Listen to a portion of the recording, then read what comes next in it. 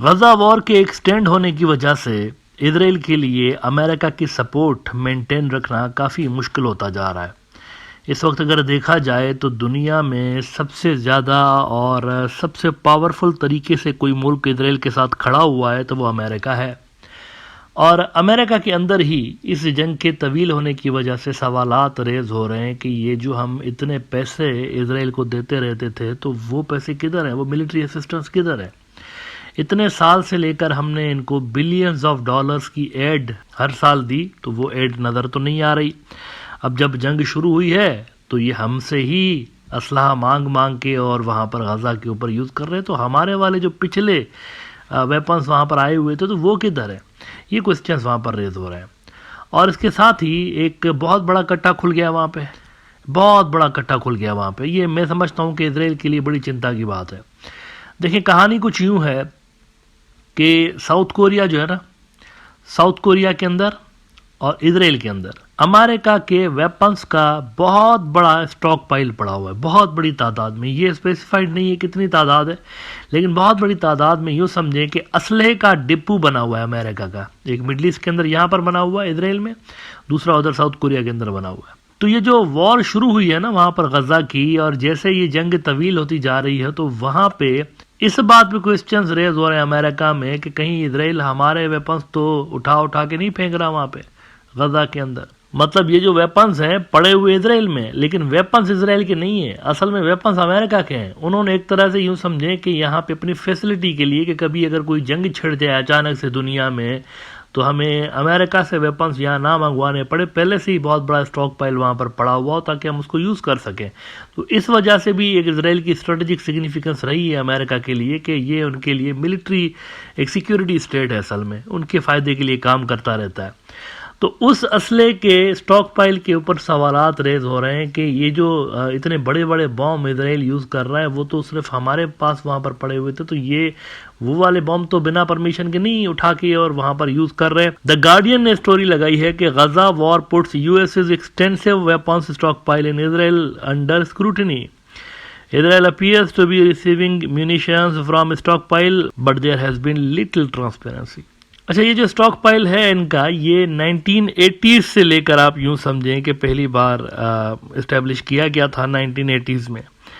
और अमेरिका को लग रहा था कि मिडल ईस्ट के अंदर कभी कॉन्फ्लिक्ट, बड़े वाले कॉन्फ्लिक्ट छिड़े तो हम यहाँ पर सप्लाई लाइन का मसला नहीं होगा हमारे पास वेपन्स की, तो ये इन्होंने इस वजह से बनाया हुआ था। लेकिन अब ये जो गजा की जंग छिड़ी है इसमें ये सवालात वहाँ पर रेज हो रहे हैं कि कहीं ये जो जंग खींचेगी बहुत ज़्यादा तो ये हमारे वेपन्स ना यूज़ करना वहाँ पर शुरू कर दें ना। ये अचानक से क्यों हुआ इस तरह, क्यों अब ये सवालात रेज होना शुरू है? पहले तो नहीं हो रहे थे लेकिन अब क्यों हो रहे हैं? इसकी वजह यह है वहाँ से जो बयानात इजरायलियों ने दिए हुए हैं वो कुछ मायूस कुन है अमेरिकन के लिए भी और यूएन वालों के लिए भी। मिसाल के तौर पर आप देखिए, इनका जो डिफेंस मिनिस्टर है गालंट ने कहा कि ये जो जंग है ये तो कई साल चलेगी।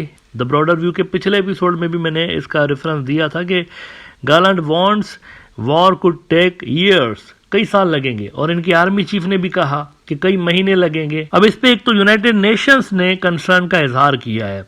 डेली सभा ने रिपोर्ट किया है कि UN alarmed as Israel army chief says war to last many more months. ये उन्होंने स्टेटमेंट दिया ना, कई महीने लगेंगे। तो वो कह रहे हैं कि भाई ये 21,000 बंदे शहीद हो गए और 3 महीने से ज़्यादा अरसा हो गया, मिलिट्री सक्सेस ज़ीरो, एक होस्टेज आप छुड़ा नहीं सके मिलिट्री कार्रवाइयों के नतीजे में। वहाँ हमास की जो टॉप लीडरशिप है किसी एक को वहाँ पकड़ नहीं सके। अब आप बोल रहे हैं कई महीने लगेंगे, तो कितने और बंदे इसमें शहीद हो जाएंगे? यूएन ने कंसर्न का इजहार कर दिया इस पर। अलबत्ता अमेरिकन भी इस पे थोड़ा सा नाखुश हैं। मतलब उनमें भी 2 कैंप्स बने हुए हैं। एक तो ये स्टेट डिपार्टमेंट वाला जो कैंप है और ये जो लॉबियस्ट है वहाँ पर, और ये जो बाइडेन साहब खुद भी ये जंग के हक में है। वो चाहते हैं कि ये जो भी इन्होंने एक ऑब्जेक्टिव्स सेट किए हुए हैं, हमास को ये करेंगे तो डी रेडिकलाइज, डी मिलिटराइज, जो भी वो बोल रहे हैं, तो कह रहे हैं ये होना चाहिए। लेकिन अब इसमें टाइम कितना लगेगा उस पर जो अपोनेंट्स हैं वहाँ पर, इस सोच के जो अपोनेंट्स हैं वहाँ अमेरिका के अंदर, वो कह रहे हैं ये तो फिर अगर 2 साल चले तो क्या ये 2 साल तक हम इसको खींचते रहेंगे क्या, सारी दुनिया का प्रेशर फेस करके इनके लिए? तो वहाँ पर एक ऐसी सोच डेवलप हो रही है अमेरिका में कि इजराइल एसेट से ज़्यादा लाइबिलिटी बन चुका है। और ऊपर से आप ज़रा नेतन्याहू के शेख चिल्ली वाले मंसूबे देख लीजिए। वॉल स्ट्रीट जर्नल में जैसे कि उन्होंने ओपिनियन लिखा कि पहले हम जो है वो हमास को ख़त्म करेंगे, फिर गज़ा को डीमिलिटराइज करेंगे और फिर यहाँ पर डी रेडिकलाइज करेंगे। गज़ा के अंदर हम कॉलेजेस, स्कूल इस तरह के बनाएंगे कि वहाँ पर डी रेडिकलाइज हों बच्चे। अब मौजूदा सिचुएशन जंग की ये है 3 महीने के बाद कि अभी तक नॉर्थ गज़ा में अभी तक लड़ाई हो रही है।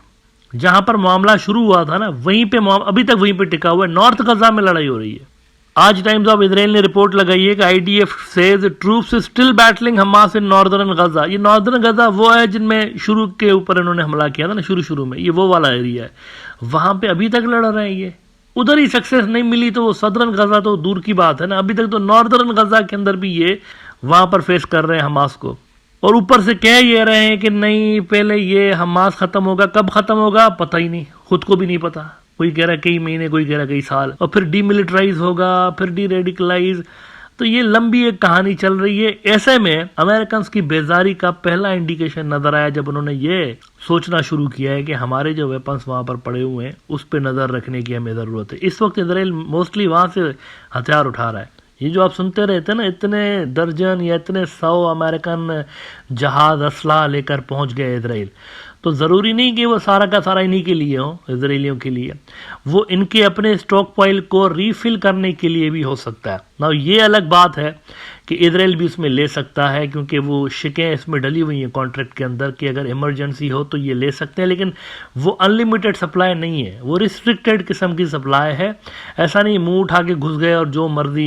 ये अमेरिका के कंट्रोल में है, स्टॉक पाइल जो भी पड़ा होता है कंट्रोल इनका है, अमेरिका का। सॉइल इजराइल की है लेकिन कंट्रोल अमेरिका करता है।